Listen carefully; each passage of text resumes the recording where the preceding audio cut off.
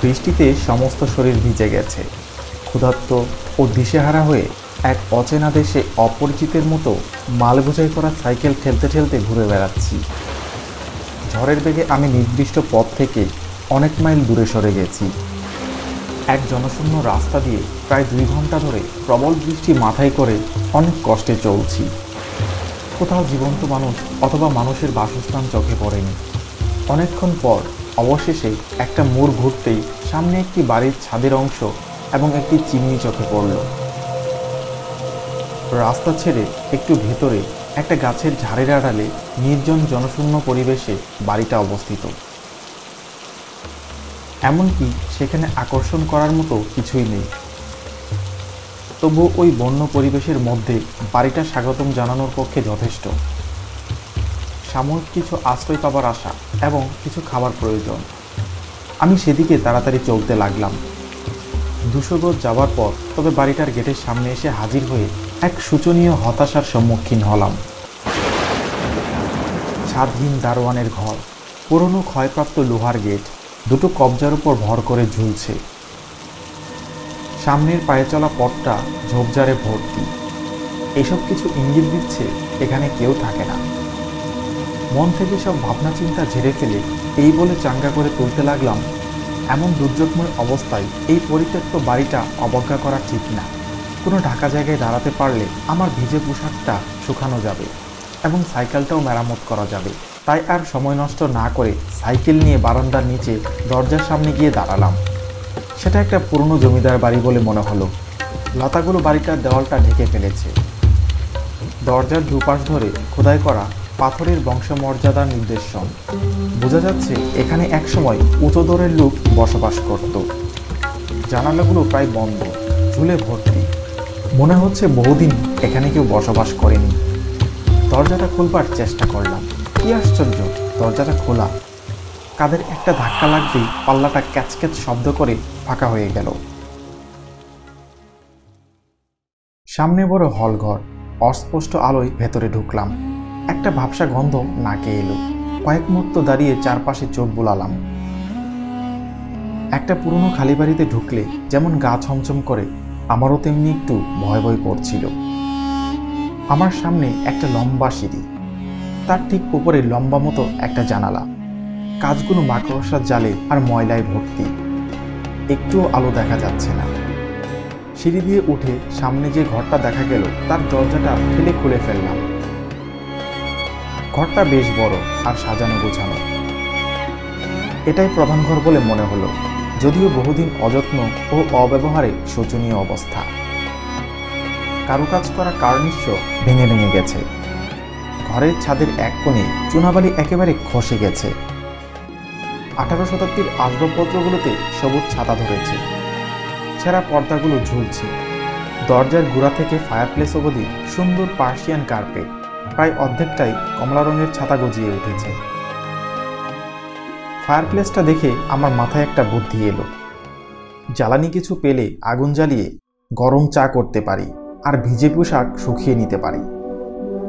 বাইরে একটু খুঁজতেই শুকনো ডালপালা পাওয়া গেল। কিছু ডালপালা নিয়ে আবার বাড়িতে ঢুকে চটপট সিঁড়ি দিয়ে উঠলাম। কিন্তু কেন জানি না ঘরটার চৌকাঠে দাঁড়িয়ে হঠাৎ থমকে গেলাম। পা দুটো যেন তাদের ইচ্ছায় আমাকে টেনে নিয়ে যেতে চাইল। আবার পায়ের কাছে নামিয়ে রেখে কিছুটা অনিশ্চিতভাবে দরজায় দাঁড়িয়ে রইলাম। সেই পরিবেশের মধ্যে আমি অজানা বিপদের গন্ধ উপলব্ধি করতে পারলাম।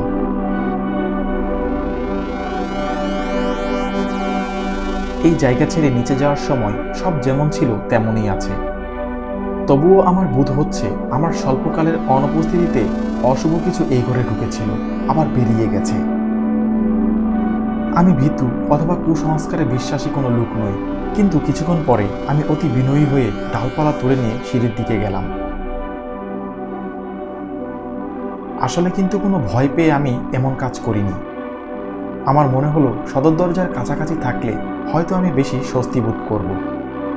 যদিও এটা একটা ডাহা মূর্খের কল্পনা, তা আমি নিজেও জানি। কিন্তু আচ্ছা, যদি কিছু অদ্ভুতই ঘটল। ওই পথ দিয়ে হঠাৎ পালিয়ে যাওয়ার চেষ্টা করলাম। সিঁড়ির দ্বিতীয় ধাপে পা দিয়ে যেই খোলা সদর দরজার আলোর দিকে তাকিয়েছি, হঠাৎ একটা জিনিসের উপর নজর পড়তেই আমি চমকে উঠলাম। মনে হলো কেউ যেন এইমাত্র ধুলোর উপর দিয়ে থলে কিংবা ওই ধরনের কোনো জিনিস সিঁড়ির মাঝখান দিয়ে উপরে টেনে তুলেছে।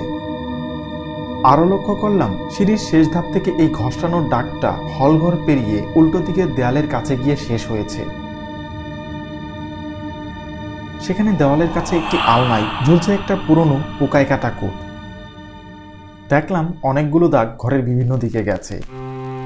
কোনোটা দুদিকে দরজার কাছে গিয়ে শেষ হয়েছে, কোনোটা সিঁড়ির পাশে দিয়ে বাড়ির পিছনের দিকে চলে গিয়েছে, কিন্তু সবগুলো একটা জায়গা থেকেই উদ্ভূত, কোট ঝোলানো আলনাটার কাছ থেকে। সবচেয়ে অদ্ভুত ব্যাপার হচ্ছে আমার পায়ের দাগ ছাড়া আর কোনো পায়ের চিহ্ন নেই। অস্থিরতা আমাকে ঘিরে ধরল। মনে হচ্ছে এই বাড়িতে কেউ বসবাস করে না, অথচ পরিষ্কার বোঝা যাচ্ছে কেউ বা কিছু সম্প্রতি এখানে ছিল। কে অথবা কি অশান্ত অনুসন্ধানী প্রাণী যে এই কোট থেকে এই দাগগুলো করেছে? কোনো বোকা ভবঘুরে, হয়তো কোনো মেয়ে যার পেছনে ঝুলে পড়া চাদরের ঘষানিতে তার নিজের পায়ের দাগ মুছে গেছে। সেই পুরনো কোটটার কাছে গিয়ে ভালোভাবে দেখলাম। এটা একটা পুরনো ধাঁচের মিলিটারি ওভারকোট। তখনও দু একটা ময়লা ধরা বোতাম লাগানো আছে, বহুদিন ব্যবহারের সাক্ষ্য বহন করছে। যথেষ্ট সতর্কতার সঙ্গে আস্তে আস্তে আলনাটাকে ঘুরলাম। দেখলাম বাঁকাদের নিচে ছোট্ট গোলাকার একটি গর্ত, যার চারপাশের কাপড় পোড়া এবং বিবর্ণ। মনে হয় যেন খুব কাছ থেকে পিস্তলের গুলি লেগে এমনটা হয়েছে। যদি পিস্তলের গুলিতে এই গর্ত হয়, তবে নিশ্চয়ই কোনো মৃতের গায়ে এই কোটটি ছিল। একটা বিরক্তিতে মনটা ভরে উঠল, কিন্তু বেশিক্ষণ স্থান দিলাম না। তবে মনে হলো বিশ্রী কাপড়ের গন্ধ ছাড়াও যেন একটা পচা মাংস ও হাড়ের গন্ধ বেরোচ্ছে, কোনো জন্তুর পচা গন্ধ। বাতাসে আমি তার ঘ্রাণ পাচ্ছি। সেই সঙ্গে কিছু অভাবনীয় কিন্তু সত্য, ষষ্ঠ ইন্দ্রিয় দ্বারা অনুভূত অতীতের কোনো কলঙ্কিত ও লজ্জাজনক পাপকার্যে সমস্ত পরিবেশটা ঘিরে রয়েছে। নিজেকে শক্ত করে তুললাম। কি এমন আছে যা ভয় করতে হবে? কোনো মানুষ্য লণ্ঠনকারীদের ভয় পাই না, কারণ সবসময় আমার সাথে পিস্তল থাকে। আর ভূত, যদি সত্যিই কোনো অস্তিত্ব থাকে, তবে দিনের বেলায় তারা ঘুরে বেড়ায় না। গা ছমছমে জায়গা, এটা ঠিক। আমি তো আর এখানে রাত কাটাচ্ছি না। আমার অতি প্রয়োজনীয় গরম চা ও সাইকেল মেরামত না করে শুধুমাত্র কল্পনায় ভীতু হয়ে আমি আবার বৃষ্টির তাণ্ডবের মধ্যে বাইরে বেরোতে চাচ্ছি না। সুতরাং আমার কাছেই যে দরজাটা ছিল সেটা খুলে একটা ছোট্ট ঘরে ঢুকলাম। একটা সময় এটা পড়ার ঘর হিসেবে ব্যবহার করা হয়েছে বলে মনে হলো। দরজাটার উল্টো দিকে ফায়ারপ্লেস। ঝাঁঝরিতে তখনও শেষ কাঠের ছাই পড়ে রয়েছে। কোচানি দিয়ে ছাইগুলো পরিষ্কার করে শুকনো ডাল সাজিয়ে নিলাম। কিন্তু কাঠগুলো এমন স্যাঁতসেঁতে ছিল, আমার অর্ধেক দেশলাই শেষ হয়ে গেল, তবুও আগুন ধরাতে পারলাম না। শুধু ধোঁয়া বেরোতে লাগলো। চিমনি দিয়ে এক দমকা বাতাস এসে ঘরের মধ্যে ধোঁয়ায় ভর্তি হয়ে গেল।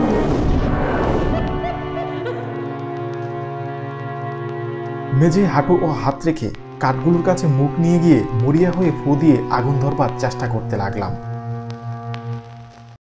এই বিরক্তিকর কাজের মধ্যে হঠাৎ হলঘর থেকে একটা আওয়াজ শুনে চমকে উঠলাম। মনে হলো কে যেন মেঝের মধ্যে ধপ করে জামা ফেলল। পলকের মধ্যে উঠে দাঁড়িয়ে কান খাড়া করে কিছু শুনবার চেষ্টা করলাম। কোনো সারা শব্দ নেই। অটোমেটিক পিস্তলটা হাতে নিয়ে পা টিপে টিপে দরজার দিকে এগোতে লাগলাম। হলঘরে কোথাও কিছু নেই, কিছু শুনতে পাওয়া যাচ্ছে না, কেবল বাইরের বৃষ্টির শব্দ।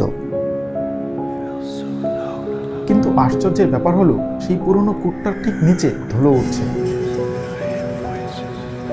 ধুর, একটা ইঁদুর। আমি আবার নিজের কাজে ফিরে গেলাম।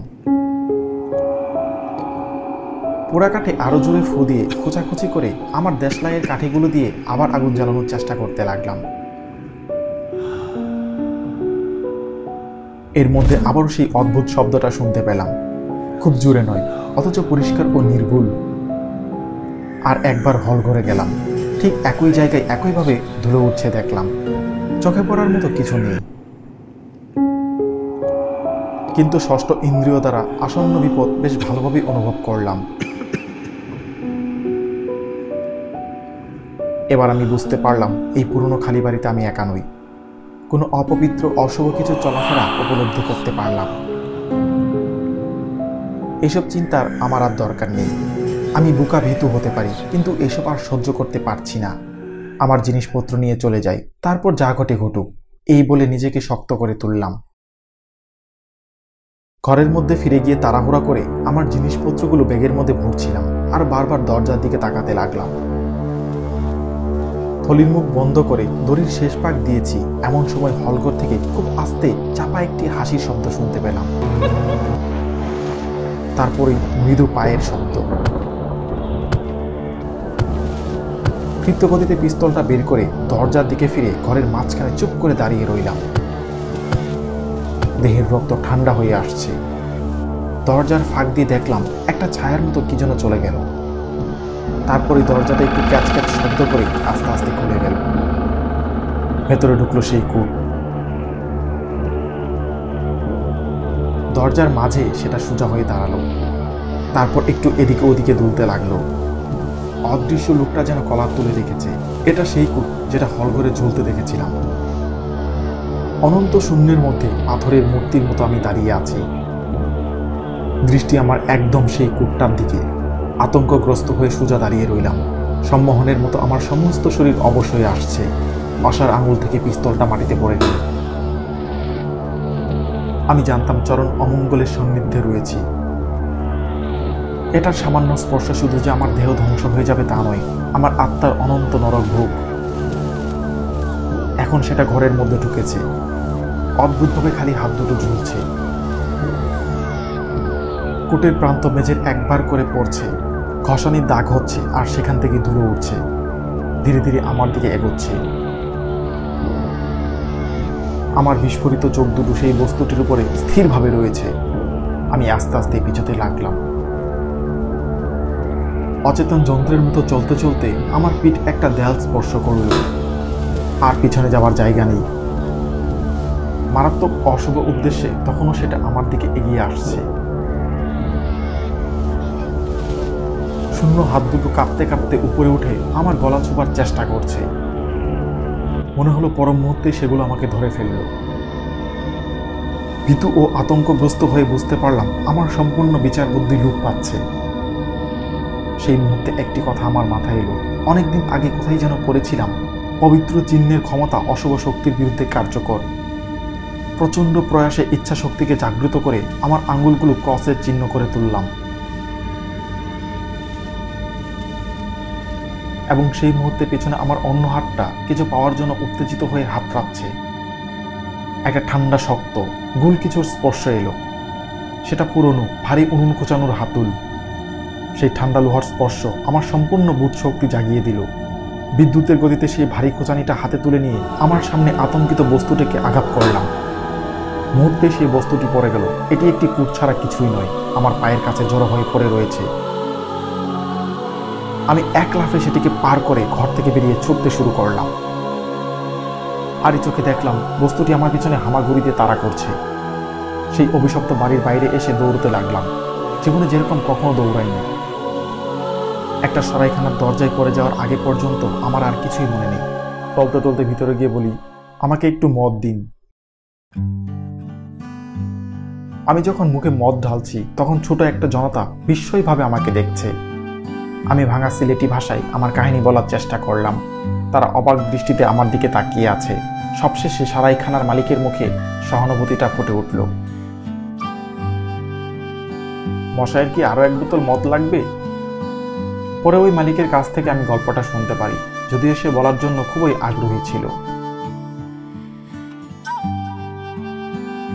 ইংরেজ সৈন্যদলের একজন অবসরপ্রাপ্ত অফিসার ওই পরিত্যক্ত বাড়িটাতে থাকত।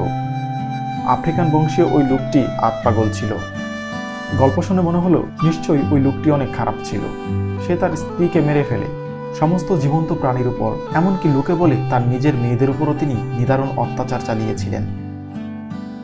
পুরনো জমিদার বাড়িটার খুব খারাপ নাম রয়েছে। আপনি যদি 1 কোটি টাকা দেন তবুও এখানকার কোনো লোক ওই বাড়িতে যাবে না। সব শুনে আমি হতবাক হয়ে গেলাম।